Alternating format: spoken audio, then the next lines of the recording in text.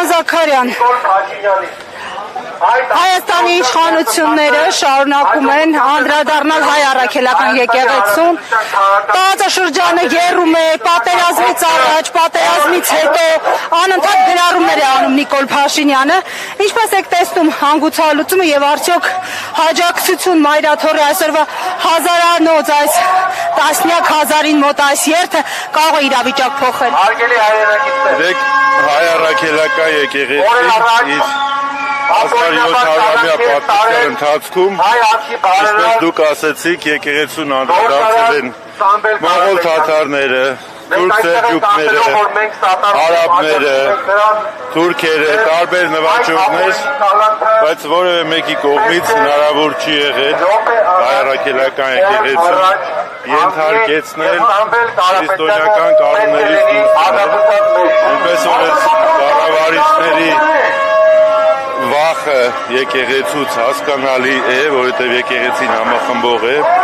եկեղեցու դեմ ուղղված արշավը հասկանալի է, որովհետև այն ունի նաև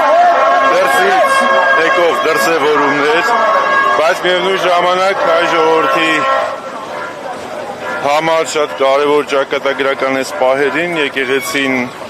շարունակում է իր ազգային օրակարգով առաջ շարժել, եկեղեցին նաև իր հավաքավորների հետ միասին փորձելու է, այնպես մենք տեսնում ենք, փորձելու է ազգային օրակարգը, ազգային արժեքները եւ քրիստոնեական հավատքը անսասան պահել։ Եվ շատ կարևոր է, որ մեր երկրում կան մարդիկ, ովքեր որ քրիստոնեական խորհուրդները նաեւ այսօրվա քաղաքական քաղաքական արշավների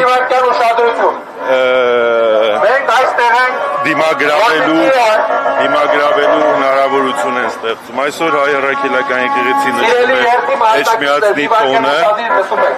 եւ այսօր կարելի է ասել, որ քրիստոնեական աշխարհի համար, հայ քրիստոնեական աշխարհի համար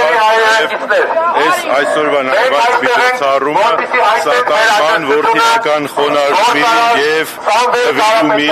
շատ կարևոր խորհուրդ ունի։ Են մարդիկ, ովքեր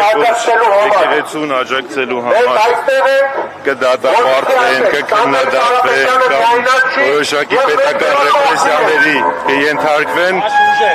ես վստահ եմ մեր հասարակությունը շատ խիստ է վերաբերվելու նման այդ գործողություններին, այնպես ինչպես Անվեր Կարապետյանի դեմ սկսված այս արշավը ընդամենը մեկ նախադասության, մեկ մտահոգիչ նախադասության համար սկսված այս արշավը շատ հետաքրքրությունների համար։ Զաքարյան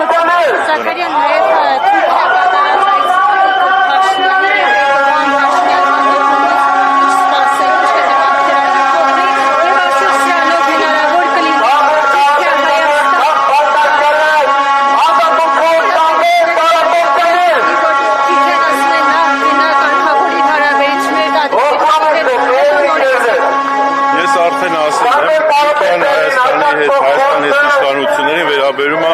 իմ վասալը իմ վասալացի կարգավիճակով և սա Հայաստան-Թուրքիա հարաբերությունների կարգավորում չէ։ Ես կարծում եմ, որ